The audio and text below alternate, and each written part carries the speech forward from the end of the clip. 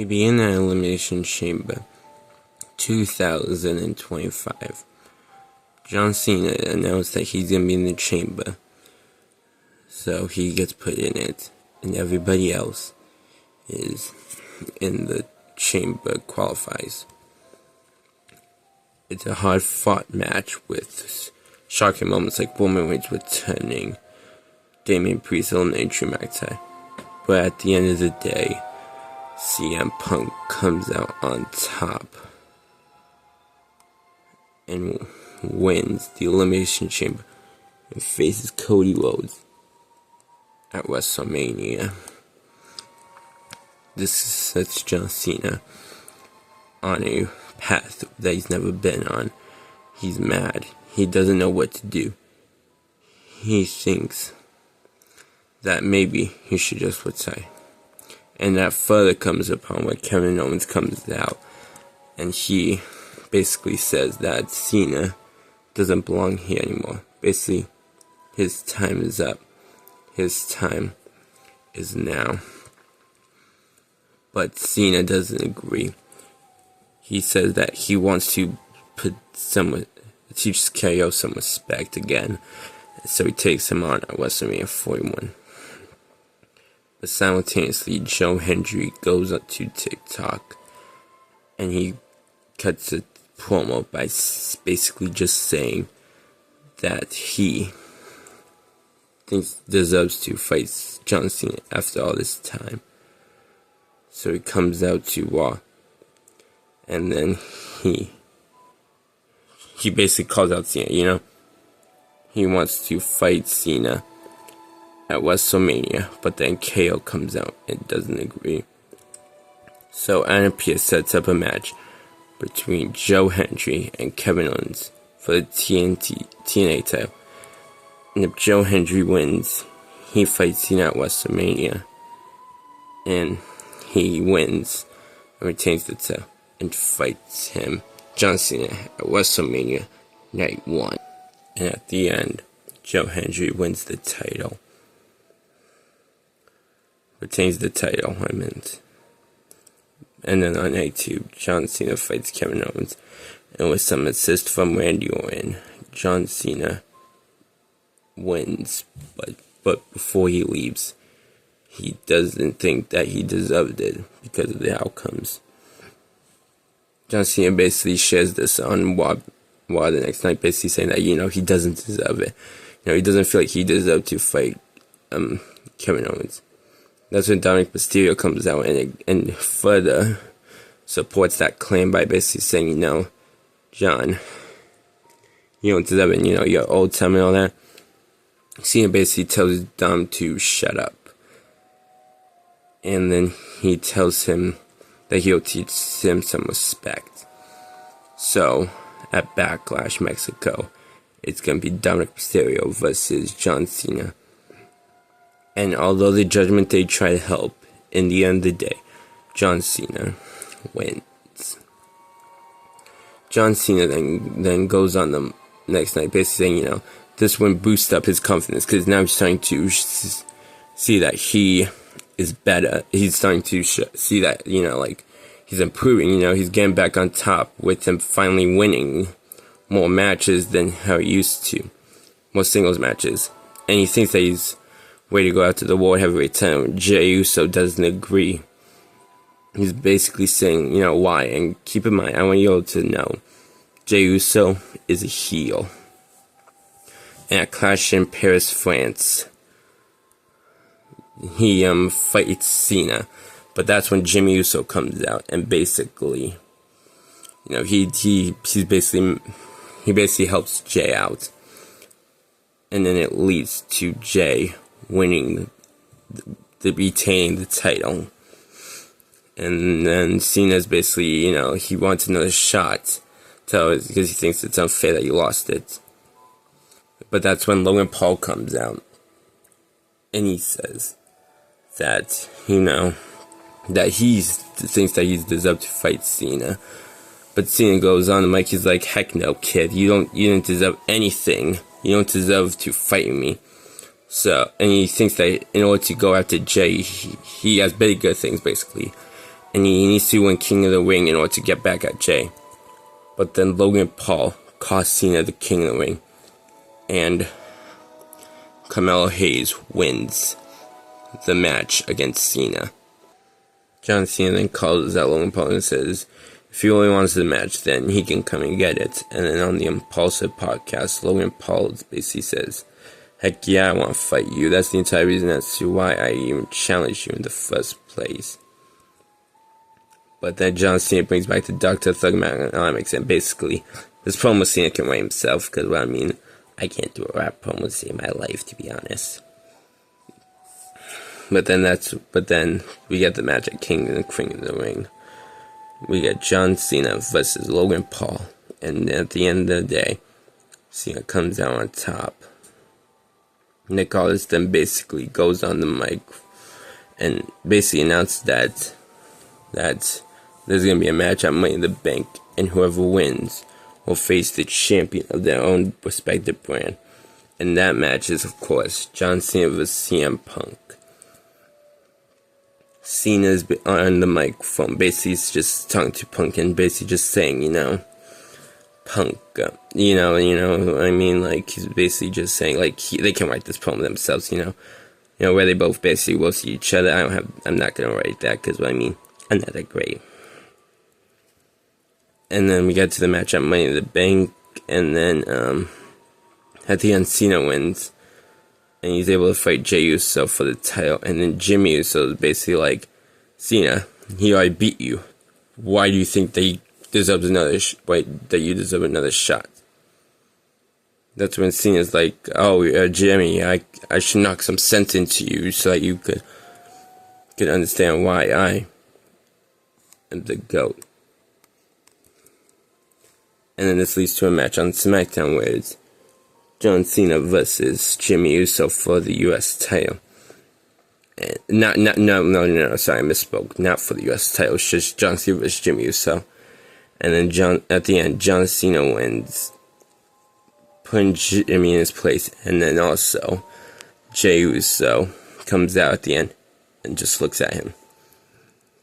We then get the match between John Cena versus Jey Uso at SummerSlam. And after a hard-fought bout, John Cena finally wins number 17. Drew McIntyre, but however, afterwards, Drew McIntyre comes out and attacks John Cena.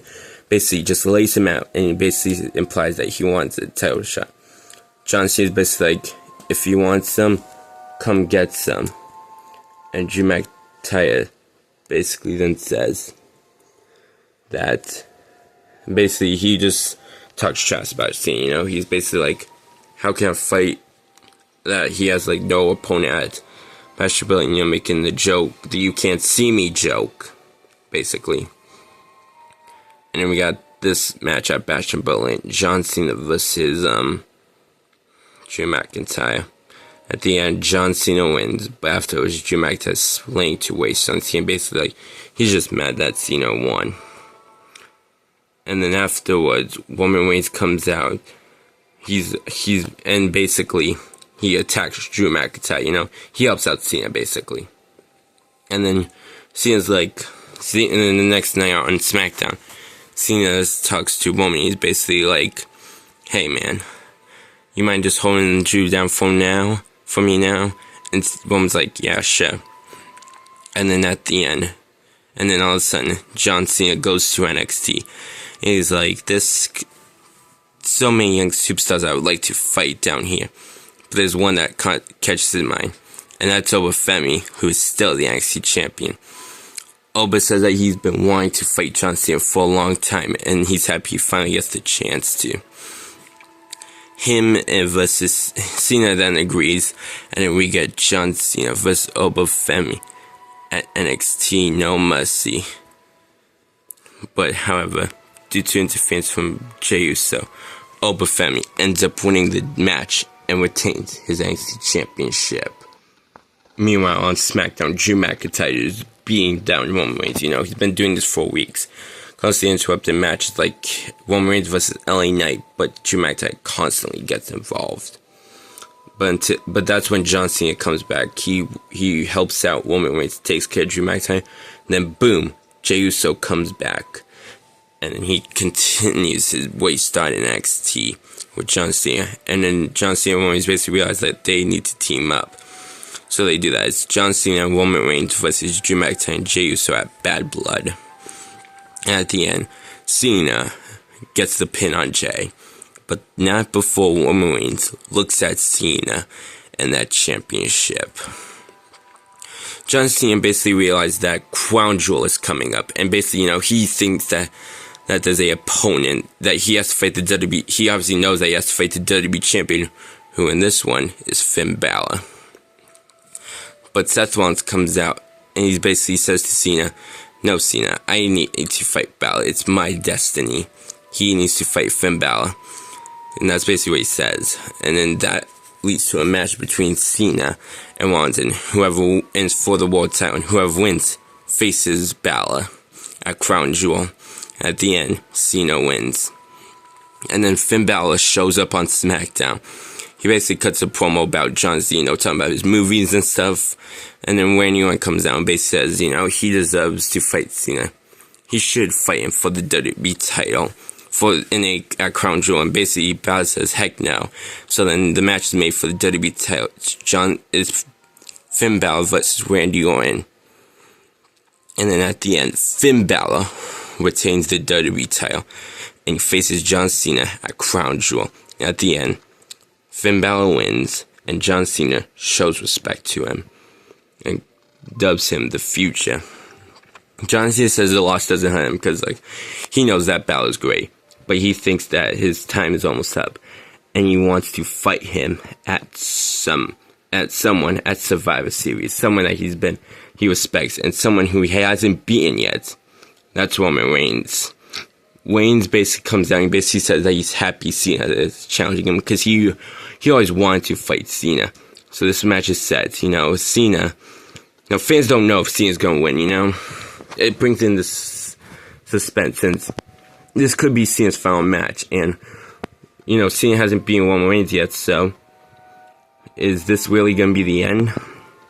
No. John Cena beats Roman Reigns and finally ends the streak of him losing to Roman Reigns and retains the World Heavyweight title. That's when Cena then gets on the microphone and basically says, the time is almost up, and he announced that there's going to be a new pay-per-view, the one-time only pay-per-view called The Last Time Is Now, where he'll wrestle his last match. Cena basically, and then later on backstage, she gets asked by Kathy Kelly, after the show, and she asks him, Cena, who's going to be your final opponent, And then John Cena responds with AJ Styles. But AJ Styles doesn't agree. He cuts a promo. He basically, not cuts a promo, he confronts Cena backstage. And he doesn't agree. He thinks that he shouldn't fight Cena. He shouldn't be Cena's last opponent. And Randy Orton further pushes this by saying that it should be him versus Cena, but John Cena doesn't agree. And then so Cena fights Randy on SmackDown, but not at the pay-per-view. And at the end, Cena retains the title.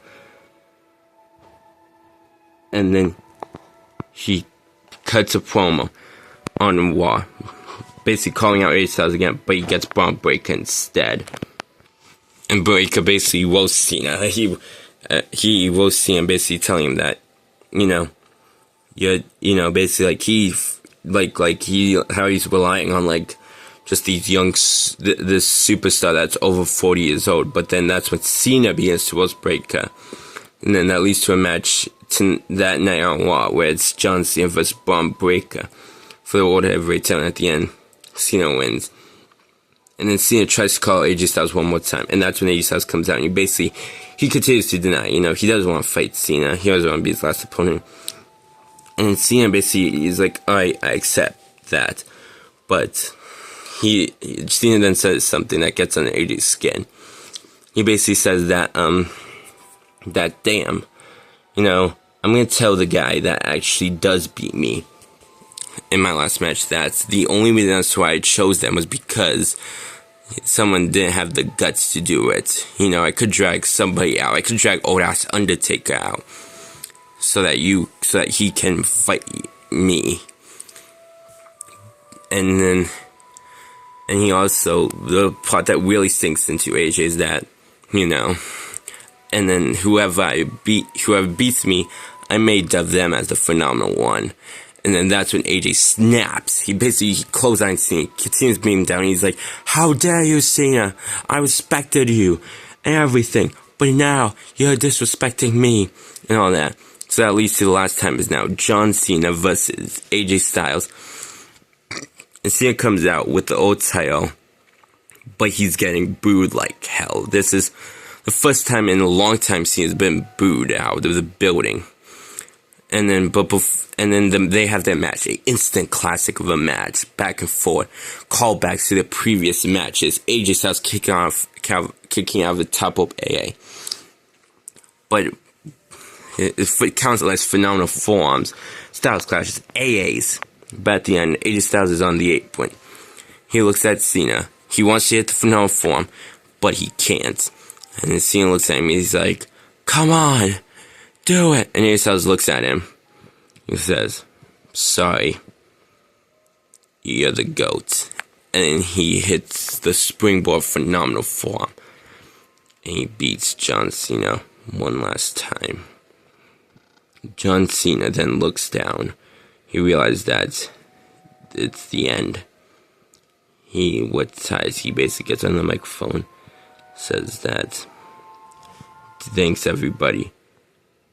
And he says that the last time was now.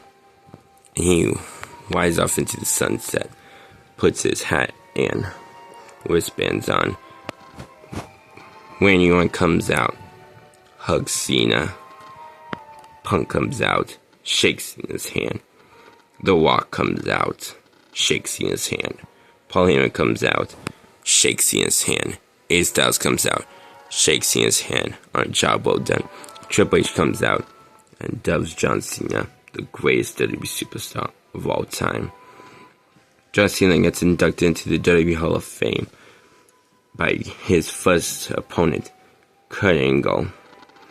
And he gives his Hall of Fame speech, basically telling everyone to never give up on your dreams, and that he will always go down as the greatest. Basically, like, never give up on your dreams. Just never give up, because no matter what happens, you will always find a way to be the greatest of all time. I reckon Cena can write better promo Hall of Fame speech, but that's the best I got. And John Cena walks out, and before then giving his final salute and saying the last time is now.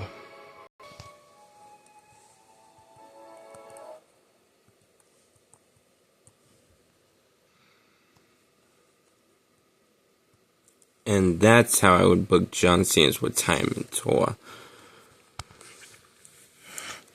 I can tell you something, it was very hard to make, but I ended up making it. It was a lot of fun. I had so much fun doing it, and I want to know, how would y'all book John Cena's retirement tour? I would like to hear your opinions in the comments, and please like and subscribe, and I'll see y'all in the next video.